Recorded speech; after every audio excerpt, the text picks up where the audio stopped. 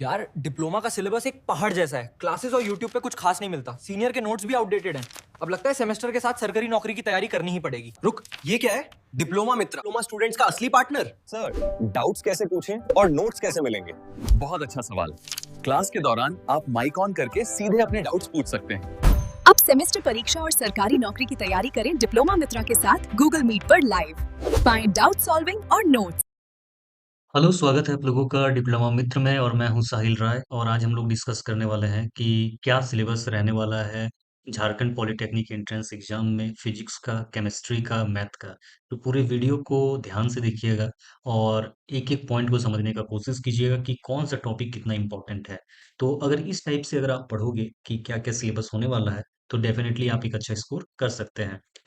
और डिप्लोमा में आने वाली जितने भी इम्पोर्टेंट्स अपडेट हैं, कब फॉर्म फिलअप होने वाला है, कब एडमिशन होगा, एकेडमिक रिगार्डिंग सारे चीज़ हम लोग डिस्कस करने वाले हैं। साथ ही आप लोगों को लाइव ऑनलाइन कोचिंग भी दिया जाएगा इस चैनल के द्वारा, तो आप लोग ज़रूर से ज़रूर सब्सक्राइब करें। और चलिए हम लोग डिस्कस करते हैं कि फिजिक्स के कौन से वो टॉपिक हैं जो बहुत इंपॉर्टेंट होने वाले हैं सिलेबस के अकॉर्डिंग। आप लोगों को शायद सिलेबस नहीं मिला होगा कि क्या क्या टॉपिक हो सकता है। तो हम लोग बात कर लेते हैं कुछ इंपॉर्टेंट टॉपिक्स का। सबसे पहले होता है, हम लोग हमेशा से पढ़े होंगे, measurement and unit. Measurement and unit. Measurement and unit, first point. दूसरा है हम लोगों का ग्रेविटेशन। ठीक है, EATI। ठीक है। तीसरा है लॉ ऑफ मोशन, को भी पढ़ लीजिएगा आप लोग, बहुत इंपॉर्टेंट है लॉ ऑफ मोशन। साथ और क्या इंपॉर्टेंट है, work, power and energy. Work, power and energy, ये हम लोग के सिलेबस में है 10th के। ठीक है। उसके बाद क्या पढ़ लेना है आप लोगों को, simple harmonic motion. Simple harmonic motion. Harmonic motion. जो जो टॉपिक मैं लिख रहा हूँ उसको ध्यान से अपनी कॉपी में लिख लीजिएगा, ताकि आप लोग यही सिलेबस के रिगार्डिंग आपको पढ़ना है। उसके बाद क्या हो जाएगा, ऑप्टिकल इंस्ट्रूमेंटेशन। Optical instrumentation.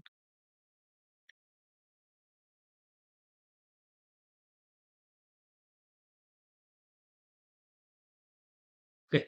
उसके बाद इंपॉर्टेंट क्या होगा, करंट, इलेक्ट्रिसिटी। Current, electricity. उसके बाद क्या होने वाला, वेव, मोशन। उसके बाद इंपॉर्टेंट टॉपिक क्या हो सकता है, transmission of heat.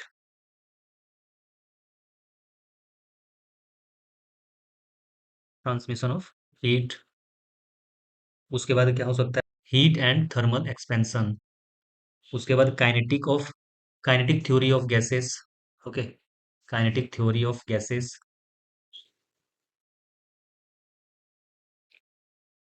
Kinetic theory of gases. उसके बाद थर्मोडायनेमिक्स थोड़ा सा पढ़ लेना है, बहुत इंपॉर्टेंट है।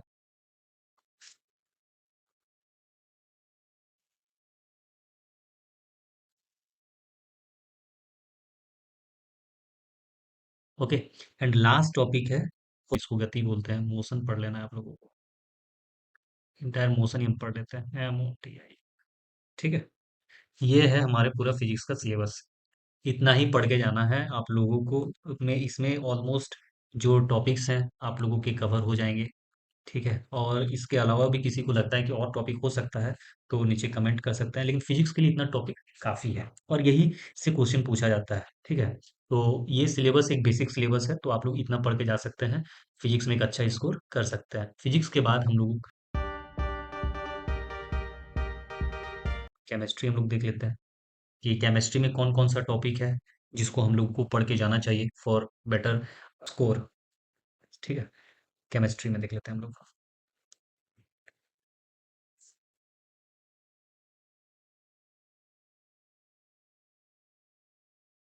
केमिस्ट्री, केमिस्ट्री में कौन कौन से इंपॉर्टेंट टॉपिक हो सकते हैं। सबसे पहले तो हम लोग को एलिमेंट्स पढ़ना पड़ेगा कि कौन कौन से एलिमेंट्स हैं। उसके बाद ग्रुप ऑफ एलिमेंट्स पढ़ना पड़ेगा। Group of elements. राइट। उसके बाद आप लोगों को क्या पढ़ना है, important chemical compounds, important chemical compounds,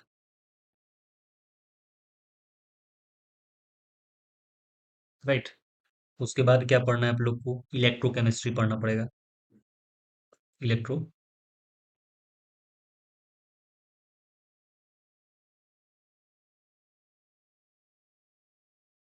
electrochemistry पढ़ना पड़ेगा। उसके बाद आप लोगों को क्या पढ़ना पड़ेगा, periodic classification of element, periodic classification, classification of element, right. उसके बाद क्या पढ़ना पड़ेगा, एटॉमिक स्ट्रक्चर, एटॉमिक स्ट्रक्चर पढ़ना है, एटॉमिक स्ट्रक्चर।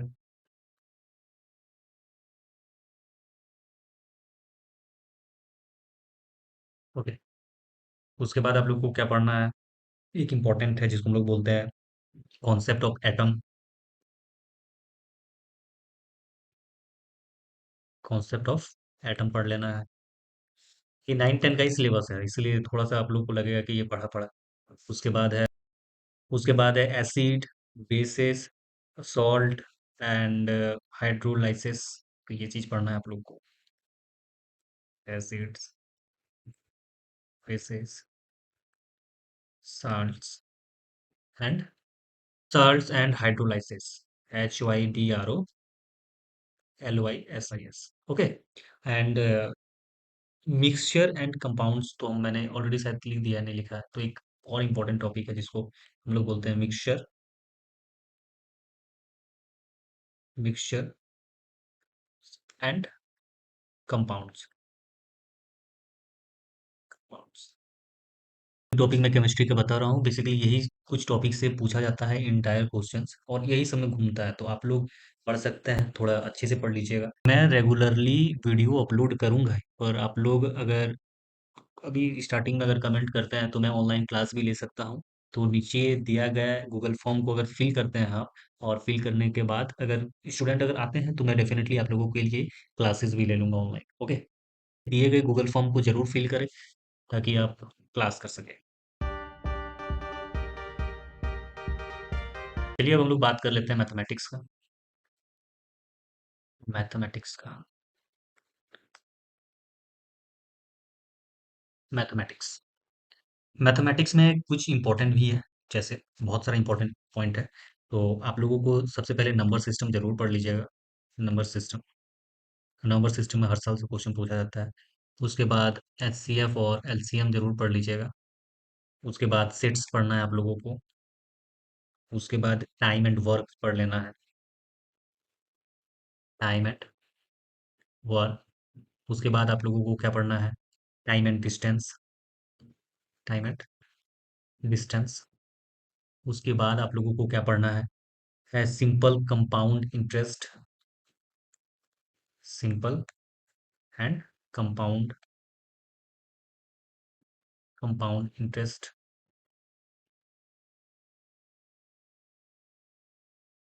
Compound interest. उसके बाद कुछ इंपॉर्टेंट और भी है, जैसे लैगोरिथम पढ़ना है आप लोगों को, लैगोरिथम भी आता है। उसके बाद एक ज्योमेट्री भी आता है, तो ज्योमेट्री भी पढ़ना है आप लोग को।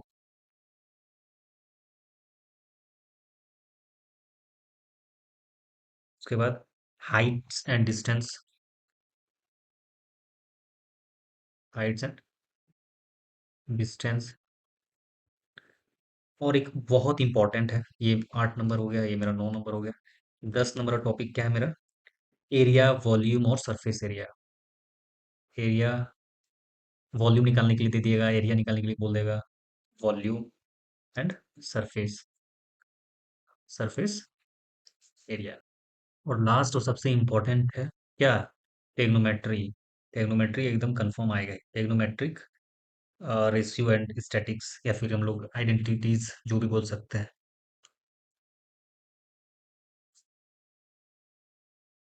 Trigonometric ratio ratio and identities लिखते हैं। ठीक है, तो ये कुछ इंपॉर्टेंट टॉपिक्स थे जो आप लोगों को पढ़ना है। और साथ में एक हमेशा से पूछा जाता है, ये बोनस टॉपिक में रखिएगा, जिसको हम लोग बोलते हैं फ्रैक्शन। फ्रैक्शन पूछेगा ही पूछेगा, तो फ्रैक्शन भी पढ़ लेना आप लोगों को। FREC, factorization, right.